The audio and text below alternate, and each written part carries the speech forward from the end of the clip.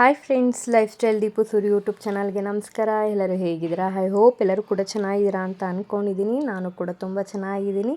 So ಇವಾಗ ಬಂದುಬಿಟ್ಟು morning ಬೇಗನೆ ಎದ್ದಿದ್ದೀನಿ. ಮನೆ ಕೆಲಸ ಎಲ್ಲ ಮುಗಿಸಿ ಇವಾಗ ನಾನು ಟಿಫನ್ ರೆಡಿ ಮಾಡಿಬಿಡೋಣ ಅಂತ ಅಂದ್ಬಿಟ್ಟು ಬಂದು ಟೊಮೊಟೊನ ಹಚ್ಕೊತಾ ಇದ್ದೀನಿ. ಇವತ್ತು ಟೊಮೊಟೊ ಬಾತ್ ಮಾಡೋಣ ಅಂತ ಅಂದ್ಬಿಟ್ಟು ಟಿಫನ್ನು. ಟೊಮೊಟೊ ಬಾತ್ ಆದರೆ ನನಗೆ ಸ್ವಲ್ಪ ಬೇಗ ಆಗುತ್ತೆ, ಹಾಗಾಗಿ ಟೊಮೊಟೊ ಬಾತ್ ಮಾಡಿಬಿಡೋಣ ರೆಡಿ ಮಾಡ್ಕೊತಾ ಇದ್ದೀನಿ. ಹಾಗೆ ಇವತ್ತು ಗುರುವಾರ ಆಗಿರೋದ್ರಿಂದ ರಾಯರಿಗೆ ಪೂಜೆ ಬೇರೆ ಮಾಡಬೇಕಾಗಿತ್ತು, ಹಾಗಾಗಿ ಬೇಗ ಟಿಫನ್ ಎಲ್ಲ ಮಾಡ್ಕೊಂಬಿಟ್ರೆ ಆಮೇಲೆ ಪೂಜೆಗೂ ಕೂಡ ರೆಡಿ ಮಾಡ್ಕೊಳ್ಳೋದಕ್ಕೆ ಈಸಿ ಆಗುತ್ತೆ ಅಂತ ಬೇಗ ಮಾಡ್ಕೊತಾ ಇದ್ದೀನಿ. ಮಕ್ಕಳು ಊರಿಗೆ ಹೋಗಿದ್ದಾರೆ. ಪ್ರೆಸೆಂಟು ನನಗೆ, ನಮ್ಮ ಯಜಮಾನ್ರಿಗೆ, ಅಗಸಿಂಗುಗೆ ಮಾತ್ರ 3 ಜನಕ್ಕೆ ಮಾಡ್ಕೊಳ್ಳೋಣ ಟಿಫನು ಅಂತ ಅಂದ್ಬಿಟ್ಟು ಪ್ರಿಪೇರ್ ಮಾಡ್ತಾ ಇದ್ದೀನಿ.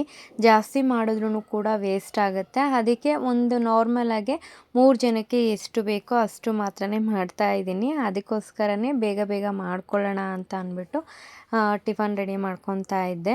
ಹಾಗೆ ಮಕ್ಕಳು ಕೂಡ ಊರಿಗೆ ಹೋಗಿದ್ದಾರಲ್ವ, ಸೊ ನನಗೆ ಸ್ವಲ್ಪ ಬೇಜಾರಾಗ್ತಿತ್ತು. ಅಂದರೆ ಹಿಂದೆ ಮುಂದೆ ಎಲ್ಲ ಅಮ್ಮ ಅಂತ ಓಡಾಡ್ಕೊಂಡಿರೋರು, ಆವಾಗ ಒಂಥರ ಖುಷಿಯಿಂದ ಆಗೋದು. ಮತ್ತು ತುಂಬ ರೇಗಿಸೋರು ಮಕ್ಕಳೇ ನನ್ನನ್ನು. ಇವಾಗ ನೋಡಿದ್ರೆ ನನಗೆ ಬೇಜಾರಾಗ್ತಾ ಇದೆ, ಮಕ್ಕಳಿಲ್ವಲ್ಲ, ಊರಿಗೋಗಿದ್ದಾರಲ್ಲ, ಮತ್ತು ಯಾರೂ ಮಾತಾಡ್ಸೋಕ್ಕೆ ಇರಲ್ವಲ್ಲ ಅಂತ ಒಂಥರ ಬೇಜಾರಾಗುತ್ತೆ. ನೋಡಿ, ಮಕ್ಕಳಿದ್ದಾಗ ಆ ಥರ ಫೀಲ್ ಆಗ್ತಾ ಇರುತ್ತೆ, ಮಕ್ಕಳು ಇಲ್ಲದೇ ಇದ್ದಾಗ ಈ ಥರ ಫೀಲ್ ಆಗ್ತಾ ಇರುತ್ತೆ. ಏನು ಮಾಡೋದಕ್ಕಾಗಲ್ಲ, ನಾವು ಕೂಡ ಊರಿಗೆ ಹೋಗಬೇಕು. ಊರಿಗೆ ಹೋದಾಗ ನಾನು ಆ ವಿಡಿಯೋನು ಕೂಡ ನಿಮ್ಮ ಜೊತೆ ಶೇರ್ ಮಾಡ್ತೀನಿ. ಬಟ್ ಸ್ವಲ್ಪ ಎಲ್ಲೋ ಒಂದು ಕಡೆ ತುಂಬ ಬೇಜಾರಾಗುತ್ತೆ. ಮಿತು ಮತ್ತು ರೀತಿ ಇದ್ದರೆ ಒಂಥರ ಹಿಂದೆ ಮುಂದೆ ಓಡಾಡ್ತಾರಲ್ವ, ಸೊ ಅದೇ ನೆನಪಾಗ್ತಾ ಇರುತ್ತೆ. ಬರೀ 3 ದಿನ ಬಿಟ್ಟಿರೋದಕ್ಕೆ ಮಕ್ಕಳನ್ನ ಎಷ್ಟೊಂದು ಥರ ಕಷ್ಟ ಅನ್ನಿಸ್ತಾ ಇದೆ. ಎಷ್ಟೋ ಜನ ಪೇರೆಂಟ್ಸು ಹಾಸ್ಟೆಲ್ಗಳಲ್ಲಿ ಮಕ್ಕಳನ್ನ ಬಿಟ್ಟಿರ್ತಾರೆ, ಅವರು ಇನ್ಯಾವ ಥರ ಕಷ್ಟಪಡ್ತಾ ಇರಬಹುದು ಅಂತ ನನಗೆ ಇವಾಗ ಯೋಚನೆ ಆಗ್ತಿದೆ. ಇಷ್ಟು ದಿನ ಆ್ಯಕ್ಚುಲಿ ಹೇಳಬೇಕು ಅಂತಂದರೆ ಇದ್ರ ಬಗ್ಗೆ ಎಲ್ಲ ನಾನು ಥಿಂಕ್ ಮಾಡಿರಲಿಲ್ಲ. ಬಟ್ ಆದರೆ ಇವಾಗ ಏನು ಅನ್ನಿಸ್ತಾ ಇದೆ ಅಂತ ಅಂದರೆ, ಹೌದಲ್ವ, ನಾವು ಬಿಟ್ಟಿರೋದೇ ಇವಾಗ ಒಂದು 3 ದಿನ, ಇನ್ನೇನು ನಾಳೆ ಅಲ್ಲ ನಾಳಿದ್ದು ನಾವು ಕೂಡ ಊರಿಗೆ ಹೋಗ್ತೀವಿ. ಆದರೆ ಇವಾಗ ಹಾಸ್ಟೆಲ್ಗಳಲ್ಲೆಲ್ಲ ಮಕ್ಕಳನ್ನ ಬಿಟ್ಬಿಟ್ಟು ಬಂದು ಇಲ್ಲಿ ಕೆಲಸಗಳನ್ನ ಮಾಡ್ತಾ ಇರ್ತಾರೆ. ಪಾಪ ಅವ್ರು ಯಾವ ಥರ ಇರಬಹುದು, ಪಾಪ ಅವ್ರ ಮನಸ್ಸಿಗೆ ಯಾವ ಥರ ಕಷ್ಟ ಅನ್ನಿಸ್ತಾ ಇರ್ಬೋದು. ಅಂದರೆ ಮಕ್ಕಳನ್ನ ಬಿಟ್ಬಿಟ್ಟು ಬಂದು ಇಲ್ಲಿ ಕೆಲಸ ಮಾಡೋದು ಅಂದರೆ ಅದು ಎಷ್ಟು ಮಟ್ಟಿಗೆ ಕಷ್ಟ ಇರುತ್ತೆ ಅಂತ ಇವಾಗ ಸ್ವಲ್ಪ ಅನುಭವ ಆಗ್ತಿದೆ ನನಗೆ. ಈ ಥರ ಫುಲ್ಲು ಸಾಫ್ಟ್ ಆಗಬೇಕು ಟೊಮೊಟೊ ಎಲ್ಲ, ಆವಾಗ ಟೇಸ್ಟ್ ತುಂಬಾ ಚೆನ್ನಾಗಿ ಬರುತ್ತೆ ಟೊಮೊಟೊ ಬಾತ್ ಮಾಡಬೇಕಾದ್ರೆ. ಮತ್ತು ನೋಡಿ, ಇವಾಗ ಅಕ್ಕಿ ಎಲ್ಲ ವಾಶ್ ಮಾಡಿ ಇವಾಗ ಹಾಕ್ತಾಯಿದ್ದೀನಿ ಕುಕ್ಕರ್ಗೆ. ನಾನಿವತ್ತು ಹಾಕ್ತಾ ಇರೋದು 1.5 ಪಾವಷ್ಟು ಹಾಕ್ತಾಯಿದ್ದೀನಿ. 3 ಜನಕ್ಕೆ ಕರೆಕ್ಟಾಗಿ ಆಗುತ್ತೆ. 1.5 ಗ್ಲಾಸ್ ಹಾಕಿದ್ರೆ ಸಾಕು. 3 ಗ್ಲಾಸ್ ನೀರು ಹಾಕ್ತಾಯಿದ್ದೀನಿ. ಕೊತ್ತಂಬರಿ ಸಣ್ಣಕ್ಕೆ ಹಚ್ಕೊಂಡ್ಬಿಟ್ಟು ಇವಾಗ ಉದುರಿಸ್ತಾ ಇದ್ದೀನಿ. ಇದು 1-2 ಕುದಿ ಬರೋವರೆಗೂ ನಾವು ಹಾಗೆ ಬಿಟ್ಬಿಡಬೇಕು. ಆಮೇಲೆ ತಳ ಸಿಯುತ್ತೆ ಅಂತ ಹೇಳ್ತಿರಲ್ವ, ಕರೆಕ್ಟಾಗಿ ನಾವು ತಿರುಗಿಸಿರಲ್ಲ. ನೋಡಿ, ಈ ಥರ ಒಂದ್ಸಲ ನಾವು ನೀಟಾಗಿ ತಿರುಗಿಸ್ಕೊಬೇಕು. ಆವಾಗ ನಮ್ಗೆ ಯಾವುದೇ ರೀತಿ ಸಿಯೋದಕ್ಕೆ ಚಾನ್ಸಸ್ ಇರಲ್ಲ. ಮತ್ತು ಇನ್ನೊಂದು ಏನಂದರೆ 1-2 ಸ್ಪೂನಷ್ಟು ಎಣ್ಣೆ ಹಾಕ್ಕೊಂಡಿರಬೇಕು. ಆವಾಗ ನಿಮಗೆ ಅನ್ನ ಸಿಯೋದು ಮತ್ತು ತುಂಬ ಜಾಸ್ತಿ ವಿಶಿಲ್ ಬರದೇ ಇರೋ ಥರ ಆಗೋದು ಈ ಥರ ಎಲ್ಲ ಆಗಲ್ಲ. ನೀಟಾಗೆ ಪರ್ಫೆಕ್ಟಾಗೆ ಮಾಡ್ಕೊಬೋದು ನಾವು. ಆವಾಗಿನ ಕೆಲಸ ಆವಾಗಲೇ ಮಾಡ್ಕೊಂಬಿಟ್ರೆ ತುಂಬ ಈಸಿನೂ ಕೂಡ ಆಗುತ್ತೆ. ಹಾಗೆ ಗ್ಯಾಸ್ ಸ್ವಲ್ಪ ಗಲೀಜಾಗಿತ್ತಲ್ಲ ಅಂತ ಹಾಗೆ ಕ್ಲೀನಾಗೆ ನೀಟಾಗೆ ಒರೆಸ್ಕೊಂಬಿಡೋಣ, ಕೆಲಸನೂ ಕೂಡ ಕಂಪ್ಲೀಟ್ ಆಗುತ್ತೆ ಅಂತ ಅದನ್ನು ಕೂಡ ಕಂಪ್ಲೀಟ್ ಮಾಡ್ಕೊತಾ ಇದ್ದೀನಿ. ಇವಾಗ ಟೊಮೊಟೊ ಬಾತ್ ಮಾಡಿದ್ದೆಲ್ಲ ಆಯಿತು. ಹಾಗೆ ನಾನು ಕೂಡ ಹೋಗಿ ಸ್ನಾನ ಮಾಡಿಕೊಂಡು ಇವಾಗ ದೇವ್ರ ಮನೆ ಎಲ್ಲ ಕ್ಲೀನ್ ಮಾಡಿಬಿಡೋಣ ಅಂತ ಅಂದ್ಬಿಟ್ಟು ಬಂದು ಕುತ್ಕೊಂಡು ಎಲ್ಲ ಹೂವು ಎಲ್ಲ ಇತ್ತಲ್ವ ಅದೆಲ್ಲ ತೆಗೆದು ಕ್ಲೀನ್ ಮಾಡ್ಕೊತಾ ಇದ್ದೀನಿ. ಫೋಟೋ ಎಲ್ಲ ಫಸ್ಟು ಒರೆಸ್ಬಿಟ್ಟು ಆಮೇಲೆ ಅರಿಶಿನ ಕುಂಕುಮನ ಇಟ್ಕೊತೀನಿ. ನನಗೆ ಸ್ವಲ್ಪ ಬೇಗನೂ ಕೂಡ ಆಗುತ್ತೆ. ಹಾಗೆ ಇವಾಗ ಫಸ್ಟು ಇಟ್ಟಿದ್ದು ನಾನು ಸಿಗಂದೂರು ಚೌಡೇಶ್ವರಿ ತಾಯಿ ಫೋಟೋಗೆ ಅರಿಶಿನ ಕುಂಕುಮ ಇಟ್ಟಿದ್ದು. ಇವಾಗ ನಮ್ಮ ಮನೆ ದೇವರು ಶಿವ ಪಾರ್ವತಿ ಗಣೇಶ ಫೋಟೋನ ನೀಟಾಗೆ ಒರೆಸ್ಕೊಂಬಿಟ್ಟು ಅದಕ್ಕೂ ಕೂಡ ಅರಿಶಿನ ಕುಂಕುಮ ಇಟ್ಟಿದ್ದೀನಿ. ನೋಡಿ, ಈ ಕಡೆ ಲಕ್ಷ್ಮಿ ಫೋಟೋ ಇದೆ, ಮತ್ತು ರಾಘವೇಂದ್ರ ಸ್ವಾಮಿ ಫೋಟೋ ಇದೆ, ಈ ಕಡೆ ಗಣೇಶ ಮತ್ತು ಈ ಕಡೆ ಗಣೇಶನೂ ಕೂಡ ಇದೆ. ಎಲ್ಲದಕ್ಕೂ ಈ ಥರ ಇಟ್ಬಿಟ್ಟು ಆಮೇಲೆ ಕಳಶನ ಫಸ್ಟೇ ರೆಡಿ ಮಾಡಿ ಇಟ್ಕೊಂಡ್ಬಿಟ್ಟು ದೇವ್ರ ಮನೆ ಎಲ್ಲ ಕ್ಲೀನ್ ಮಾಡಿದ್ಮೇಲೆ ನಾನು ಕಳಶನ ತೊಗೊಬಂದು ಇಡ್ತೀನಿ. ನೋಡಿ ಇವಾಗ ಎಲ್ಲ ನೀಟಾಗೆ ಇಟ್ಟಿದ್ದೀನಿ. ಇವಾಗ ಫಸ್ಟು ಕಳಶಕ್ಕೆ ನಾನು ಯಾವಾಗಲೂ ಹೂವು ಹಾಕ್ಕೊಂಬಿಡ್ತೀನಿ. ಯಾಕೆಂದರೆ ಸ್ವಲ್ಪ ಹೂವು ನಾನು ಉದ್ದ ಬಿಟ್ಕೊತೀನಿ ಕಳಶಕ್ಕೆ, ಅದಕ್ಕೋಸ್ಕರನೇ ಫಸ್ಟು ಕಳಶಕ್ಕೆ ಹೂವು ಹಾಕ್ಕೊಂಬಿಡ್ತೀನಿ. ಆಮೇಲೆ ಎಲ್ಲ ಫೋಟೋಕ್ಕೂ ಕೂಡ ಒಂದೊಂದು ಸ್ವಲ್ಪ ಹೂವನ್ನ ಇಟ್ಕೊಂಬರ್ತೀನಿ. ಹೂವು ಹಾಕಿದ್ದೆಲ್ಲ ಆಯಿತು. ಇವಾಗ ದೇವ್ರ ಮನೇಲಿ ಸಣ್ಣದಾಗೆ ರಂಗೋಲಿ ಬಿಡೋಣ ಅಂತ ಅಂದ್ಬಿಟ್ಟು ಬಿಡ್ತಾ ಇದ್ದೀನಿ. ಯಾವಾಗಲೂ ಅಷ್ಟೇ ದೇವ್ರ ಮನೆಯಲ್ಲೇ ಆಗಲಿ ಬಾಗಿಲಲ್ಲೇ ಆಗಲಿ ನಾನು ರಂಗೋಲಿ ಬಿಟ್ಟು ಆಮೇಲೆ ಪೂಜೆನ ಸ್ಟಾರ್ಟ್ ಮಾಡ್ತೀನಿ. ಇವಾಗ ಅದೆಲ್ಲನೂ ಕೂಡ ಮುಗೀತು. ಇವಾಗ ದೇವ್ರ ದೀಪ ಹಚ್ಬಿಡೋಣ, ಆಲ್ರೆಡಿ ಟೈಮ್ ಆಗಿದೆ ಅಂತ ಅಂದ್ಬಿಟ್ಟು ದೀಪನ ಹಚ್ತಾ ಇದ್ದೀನಿ. ನನಗೆ ಯಾವ ಥರ ಅಂತ ಅಂದರೆ ಫಸ್ಟು ದೀಪ ಹಚ್ಚಾದ್ಮೇಲೆ ಕುತ್ಕೊಂಡು ಸಮಾಧಾನದಿಂದ ಪೂಜೆನ ಮಾಡಿಬಿಡ್ಬೇಕು. ಅದಾದಮೇಲೆ ನಿಂತು ಪೂಜೆ ಮಾಡಬೇಕು, ಆ ಥರ ನಾನು ಮಾಡ್ಕೊಂಡು ಬರ್ತೀನಿ. ಯಾಕೆಂದರೆ ಇವಾಗಿಂದ ಅಂತಲ್ಲ, ಅವಾಗಿಂದನೂ ಹಾಗೇ ನಾನು ಮಾಡ್ಕೊಂಬರೋದು. ಅಂದರೆ ನೆಮ್ಮದಿಯಿಂದ ಪೂಜೆ ಮಾಡ್ದಂಗೆ ಅನಿಸುತ್ತೆ ನನಗೆ. ಕೂತು ಒಂದು 5 ನಿಮಿಷ ಪೂಜೆ ಮಾಡಿ ಅದಾದ ನಂತರ ನಾನು ನಿಂತು ಪೂಜೆ ಮಾಡೋ ಅಂಥದ್ದು. ಅದೇ ಇವಾಗ ಮಿತು ಮತ್ತು ರೀತಿ ಇದ್ದಿದ್ದರೆ ನಿಜ ನಾನು ಪೂಜೆ ಮಾಡ್ತಾ ಇರಲಿಲ್ಲ. ಫಸ್ಟು ಅವ್ರಿಗೆ ಮಾಡೋದಕ್ಕೆ ಬಿಟ್ಬಿಟ್ಟು ಅದಾದಮೇಲೆ ನಾನು ಪೂಜೆ ಮಾಡ್ತಾಯಿದ್ದೆ. ಯಾವಾಗಲೂ ಅಷ್ಟೇ ಮಿತು ನಾನು ಪೂಜೆ ಮಾಡಬೇಕಾದ್ರೆ ಎಲ್ಲ ಅಮ್ಮ ನಾನು ಫಸ್ಟ್ ಮಾಡಿಬಿಡ್ತೀನಿ ಆಮೇಲೆ ನೀನು ಮಾಡು ಅಂತ ಹೇಳೋನು. ಹಾಗಾಗಿ ಮಕ್ಕಳಿಗೆ ಫಸ್ಟು ಪೂಜೆ ಮಾಡೋದಕ್ಕೆ ಬಿಟ್ಬಿಡ್ತಾ ಇದ್ದೆ. ಅವ್ರು ಮಾಡಿಕೊಂಡು ಈ ಕಡೆ ಬಂದ ಮೇಲೆ ನಾನು ಹೋಗಿ ಪೂಜೆನ ಮಾಡ್ತಾಯಿದ್ದೆ. ಆವಾಗ ಸ್ವಲ್ಪ ನೆಮ್ಮದಿ ಅಂತ ಅನಿಸೋದು. ಇವಾಗ ಮಕ್ಕಳು ಕೂಡ ಊರಿಗೆ ಹೋಗಿರೋದ್ರಿಂದ ನಾನೇ ಫಸ್ಟಿಗೆ ಪೂಜೆ ಮಾಡ್ತಾಯಿದ್ದೀನಿ ಇವತ್ತು. ಮತ್ತು ಗುರುವಾರ ಆಗಿರೋದ್ರಿಂದ ತುಂಬಾ ಖುಷಿ ಆಗ್ತಿದೆ. ರಾಯರ ದಿನ ನಾನು ಪೂಜೆನ ಯಾವಾಗಲೂ ಕೂಡ ಮಾಡ್ತಾಯಿದ್ದೀನಿ. ಅಂದರೆ ಈ ನಡುವೆ ರಾಯರ ದಿನವೇ ನಾನು ಪೂಜೆ ಕಂಟಿನ್ಯೂ ಮಾಡ್ಕೊಂಡು ಬರ್ತಾಯಿದ್ದೀನಿ. ತುಂಬಾ ಒಳ್ಳೆಯದಾಯಿತು. ರಾಯರನ್ನ ನಂಬಿ ಯಾವುದೇ ಕಾರಣಕ್ಕೂ ರಾಯರು ನಮ್ಮ ಕೈ ಬಿಡಲ್ಲ ಅಂತ ನನಗೆ ಸತ್ಯ ಗೊತ್ತಾಯಿತು. ಹಾಗಾಗಿ ಗುರುವಾರನೇ ನಾನು ಪೂಜೆನ ಮಾಡಿಕೊಂಡು ಬರ್ತಾಯಿದ್ದೀನಿ. ಇವಾಗ ಮಾಂಗಲ್ಯ ಪೂಜೆ ಅಂತ ಅಂದರೆ ಗಂಡಂಗೆ ಆಯುಸ್ಸು ಆರೋಗ್ಯ ಕೊಡಪ್ಪ ಅಂತ ಬೇಡ್ಕೊಳ್ಳೋ ಅಂಥದ್ದು.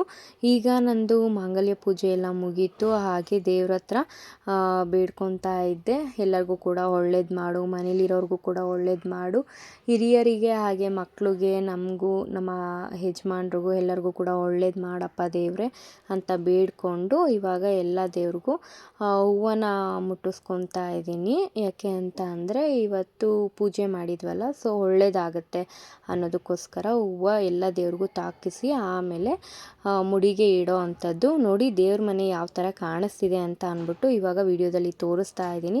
ನೋಡಿ ಇವತ್ತು ಈ ಥರ ದೇವ್ರ ಮನೆ ಎಲ್ಲ ಕ್ಲೀನ್ ಮಾಡಿ ನೋಡಿ ಇವಾಗ ರೆಡಿ ಮಾಡಿ ಪೂಜೆ ಮಾಡಿರೋ ಅಂಥದ್ದು. ಎಷ್ಟು ಚೆನ್ನಾಗಿ ಕಾಣಿಸ್ತಿದೆ ಅಂತ ನೀವು ಕಮೆಂಟ್ ಮೂಲಕ ತಿಳಿಸ್ಬಹುದು. ನಿಮಗೆ ಇಷ್ಟ ಆಗಿದ್ದರೆ ನಿಮ್ಮ ಮನೇಲಿ ನೀವು ಯಾವ ಥರ ಮಾಡ್ತೀರಾ ಅಂತಲೂ ಕೂಡ ನೀವು ಶೇರ್ ಮಾಡ್ಬೋದು. ರಾಯರಿಗೆ ತುಳಸಿ ಅಂದರೆ ತುಂಬ ಇಷ್ಟ ಆಗುತ್ತೆ ಅಂತ ತುಳಸಿನ ತಂದು ಇಟ್ಟಿದ್ದೀನಿ. ಹಾಗೆ ಇವತ್ತು ನನಗೆ ಯಾವುದೇ ರೀತಿ ಪ್ರಸಾದನ ಮಾಡೋದಕ್ಕಾಗಲಿಲ್ಲ. ಹಾಗಾಗಿ ಒಂದೇ ಒಂದು ಗ್ಲಾಸು ನೀರು ತಗೊಬಂದು ರಾಯರ ಮುಂದೆ ಇಟ್ಟಿದ್ದೀನಿ. ಹಣ್ಣುಗಳು ಎಲ್ಲ ತಗೊಬಂದು ನೈವೇದ್ಯ ಮಾಡಿ ಇಡಬೇಕಾಗಿತ್ತು. ಬಟ್ ಆದರೆ ನನಗೆ ಅಷ್ಟು ಟೈಮ್ ಇರಲಿಲ್ಲ. ಹಾಗಾಗಿ ನಮ್ಮ ಮನೇಲಿ ಏನಿದೆಯೋ ಅದನ್ನೇ ಇಟ್ಟು ನಾನು ರಾಯರಿಗೆ ಅರ್ಪಿಸಿದ್ದೀನಿ. ತುಂಬಾ ಚೆನ್ನಾಗಿ ಕಾಣಿಸ್ತಾ ಇದೆ ದೇವ್ರ ಮನೆ ಅಂತೂ. ನನಗಂತೂ ತುಂಬ ಖುಷಿ ಆಯಿತು. ಮನೇಲಿ ಪೂಜೆ ಮಾಡಿದಾಗ ಪಾಸಿಟಿವ್ ಎನರ್ಜಿ ಅಂತ ಹೇಳ್ತಾರಲ್ಲ, ಹಾಗೆ ನಮಗೂ ಕೂಡ ಒಂದು ಎನರ್ಜಿ ಬಂದಂಗೆ ಆಗುತ್ತೆ. ಸೊ ಖುಷಿ ಆಯಿತು ನನಗಂತೂ ಇವತ್ತು. ಪೂಜೆ ಎಲ್ಲ ಆಯಿತು. ಇವಾಗ ಅಡುಗೆ ಮನೆಗೆ ಬಂದಿದ್ದೀನಿ ಮತ್ತೆ ಅಡುಗೆ ಮಾಡೋದಕ್ಕೆ.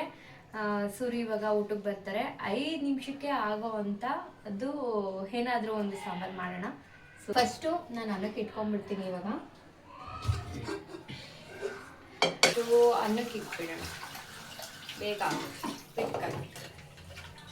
ಹೆಣ್ಮಕ್ಳಿಗೆ ಕೆಲಸನೇ ಜಾಸ್ತಿ ಆಗ್ಬಿಡುತ್ತೆ. 5 ನಿಮಿಷನೂ ಫ್ರೀಯಾಗಿ ಇರೋದಕ್ಕಾಗಲ್ಲ. ಸೊ ಮನೇಲಿ ಇದ್ದರೆ ನೋಡ್ತಾ ಇದ್ದೀರಲ್ಲ, ಅನ್ನ ಮಾಡಬಾರ್ದು ಹೇಳಬೇಕು ಅಂತಂದರೆ ಅದಕ್ಕೋಸ್ಕರ ಅನ್ನಕ್ಕೆ ಉಪ್ಪು ಹಾಕ್ತಾ ಇದ್ದೀನಿ. 1 ಸ್ಪೂನ್ ಹಾಕ್ತೀನಿ ನಾನು ಕರೆಕ್ಟಾಗಿ. 1.5 ಗ್ಲಾಸ್ ಸಿಕ್ಕಿದ್ರೆ 1.5 ಸ್ಪೂನು ಅವಾಗ ಕರೆಕ್ಟಾಗಿ ಆಗುತ್ತೆ. ಅಳತೆ ಪ್ರಕಾರ ಕರೆಕ್ಟಾಗಿ ಆಗುತ್ತೆ.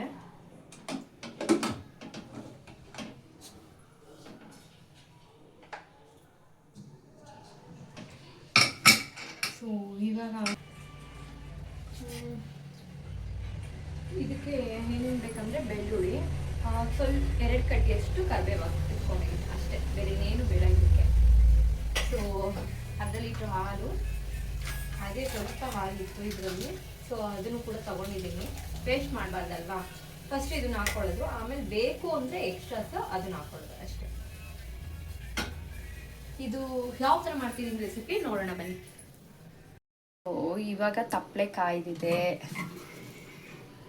ಸ್ವಲ್ಪ ಎಣ್ಣೆನ ಹಾಕೊತಾ ಇದ್ದೀನಿ.